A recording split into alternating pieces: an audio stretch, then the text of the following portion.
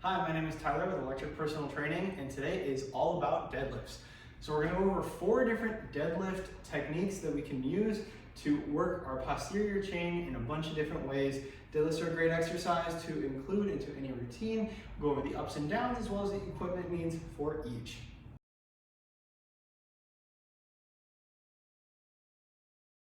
Now we're going to go ahead and start with the typical conventional deadlift with a traditional stance. I'll explain what that means in just a moment, but let's go over some equipment standards. Now, we're going to need some form of bar. You can do these with dumbbells, but typically your deadlift is going to be one of, if not your heaviest lift. That is because we're using so many muscles in the process that we're able to move some serious weight. It's totally normal to be able to rep out your body weight with little difficulty very quickly when you start training deadlifts. Because of that, if we have the option, we're going to opt for bumper plates. When we can, these are going to be rubber-coated plates that are going to hit the ground and bounce more than causing an impact. This is for a variety of reasons, mostly due to the impact. It can cause damage to the plates, especially if we're using high weight. Plates can shatter if you have hundreds of pounds and you end up dropping them, but also just out of convenience for reducing noise and reducing the amount of damage we're doing to the floor.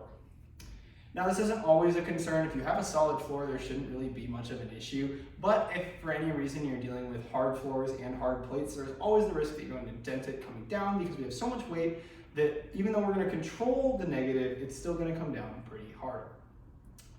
Now, other things that we can use for a deadlift, we want to use clips because we don't want the weight to be sliding around. It's going to move quite a bit and we don't want it to move back and forth. We also have the option to use knee sleeves and a belt as well as straps. Now, I highly recommend the last two. The knee sleeves are kind of up to you. If you have knee pain when we're moving our knees, go for it. If not, no worries. Now, if we're deadlifting, we typically want to wear a belt because the belt is going to help keep our back straight. And that is going to be one of our main core focus points for the deadlift, is that our back has to stay straight. We're going to be bringing it back and forth, but we want to keep a straight back so that we're not arching, but instead we're keeping our shoulders back and bending with our spinal erectors. Now, the straps are also recommended because, like I said, this is going to be one of your heaviest lifts, if not the heaviest. We're moving hundreds of pounds here typically. Now, this is going to put a huge demand on your forearms, which have to stop the weight from dropping. So before we even start with the actual lifting, here's a couple things you can do to reduce your forearm fatigue. Firstly, get straps. Straps are going to connect your wrists to the bar via the straps, meaning there's less weight on your fingers to keep the weight from falling. Additionally, typically we're going to deadlift with a double overhand grip, but to improve your forearm capabilities, we can shift some of the responsibility to the bicep and flip it and go for a split grip. So if you're having issues with your forearms, haven't gotten around to getting straps, try the split grip where we're coming one over, one under. This is going to be a different way of using our arms to lift because we're going to be using the biceps a little bit on the underhand hand. Now, I do recommend flipping so you keep even grip strength on both between sets. So do your first set under over like so, and then flip it for the second set, flip it for the third set. This way you stay well rounded, and 6 months down the line, don't have one bicep bigger than the other. Well, that about covers it for our equipment requirements and what we need to have. We don't need to have the belts and the straps, but they're going to make your life so much easier. You're going to be able to go up in weight so much faster. Now, for our first 2 deadlifts, we're going to go over the traditional conventional deadlift and the traditional sumo deadlift. Now, the difference is going to be our foot placement. So firstly, we're going to put our hands on the bar, and if we're lifting conventional, we are going to put our hands on the bar outside of our knees. So our knees are going to be about shoulder width apart, and we're going to just naturally come straight down and put our hands in the bar. Our shins are right in front of the bar, we're sitting back, and we're going to push through our heels, pushing our hips forward, keeping our back flat, and lifting the weight up until we are standing out to what we call lockout, where your hips and knees are locked. This looks something like so.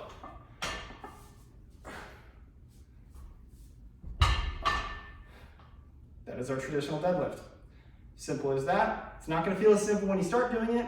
Highly recommend starting with lightweight until you get used to the motions as well as considering starting with Romanian deadlifts, which I'll cover in another video, where we are limiting the range of motion to really get familiar with the hip extension aspect. It does feel pretty weird sometimes. We're going to be pushing with our hips and not our low back.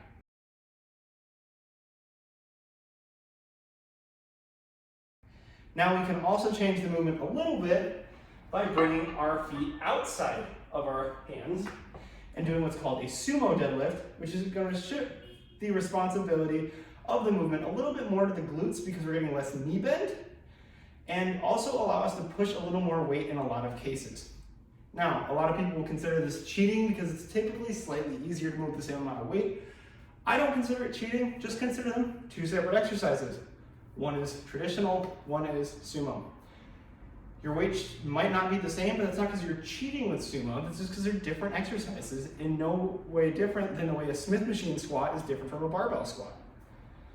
So, just like our last one, this time we're going to set up wider, coming down here. That is our sumo deadlift.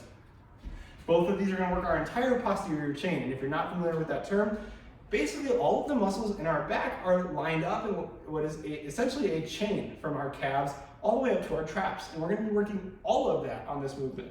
Our upper back is going to keep our shoulders back. Our spinal erectors, which run all the way up our back, are keeping our back flat, as well as helping us lift up with our glutes and our hamstrings to bring our hips forward, and our calves, which help with the knee stability because the gastroc is biarticular. It's going to get a bit of work here as well.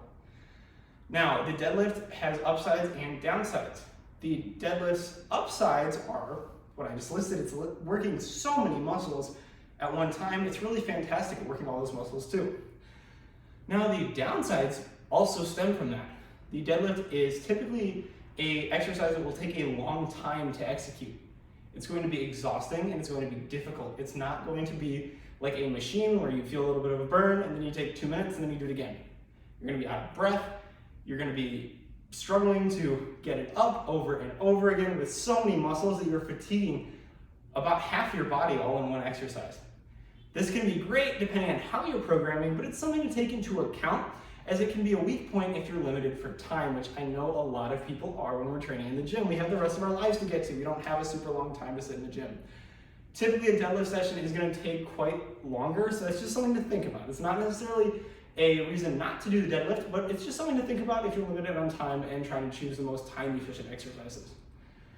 If you're able to push yourself to be able to go quickly through deadlifts, that completely eliminates the problem, but because we're using so many muscles, it's rarely going to be the case if you're working at high enough intensity. Now, the other upsides of the deadlift come from its ability to be loaded. Like I said, this is one of your heaviest movements.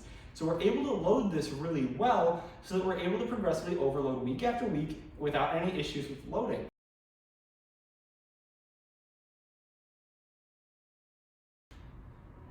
All right, so let's go over our third deadlift variation. These last two we're going to get to here are very different. The sumo and the traditional are very similar. These last two are going to be very different. Now, the third deadlift variation we're going to be working is the stiff leg deadlift. Now, the stiff leg deadlift is exactly what it sounds like. We're going to pretty much eliminate our knee bend. And that is going to shift a ton of the responsibility of the first half of the lift onto the hamstrings, so they're being worked heavily in the lengthened position. It's a fantastic hamstring exercise, also going to involve the glutes, but really going to isolate the hamstrings when it comes to the deadlift. The same form standards are going to hold where we're keeping a flat back and pushing through with our hips. However, this time we're going to start by taking a bit of a step back. We don't want to be right on top because it's going to require us to arch our back to even get to the bar. Instead of bending at our knees, we're simply going to take a step back and grab typically around the same positioning as our knees, but really whatever's comfortable for you. We're going to grab the bar off the floor with a flat back here. Here. This is our stiff leg deadlift.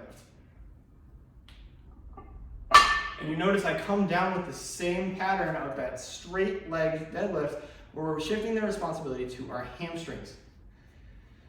This has its advantages, but it's really a separate exercise from the other deadlifts because it's really working the hamstrings the most. The best comparison for this is a stiff leg Romanian deadlift, which is very similar in what it does, This simply allows us to standardize the movement so that we're always getting the same depth, whereas an RDL is going to typically have a little bit more of a subjective range of motion because we're stopping about halfway through. That's about it for the stiff leg deadlift. It's pretty much the same as a regular deadlift, but this time we're working a few different muscles a little bit more.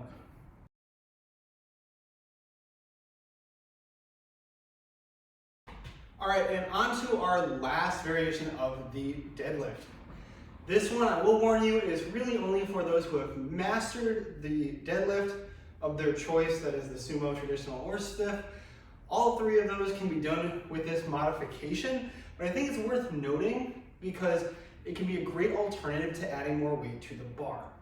And that is going to be our deficit deadlift. Now the deficit deadlift is an extremely athletic motion that is extremely difficult. I would argue the hardest of our compounds.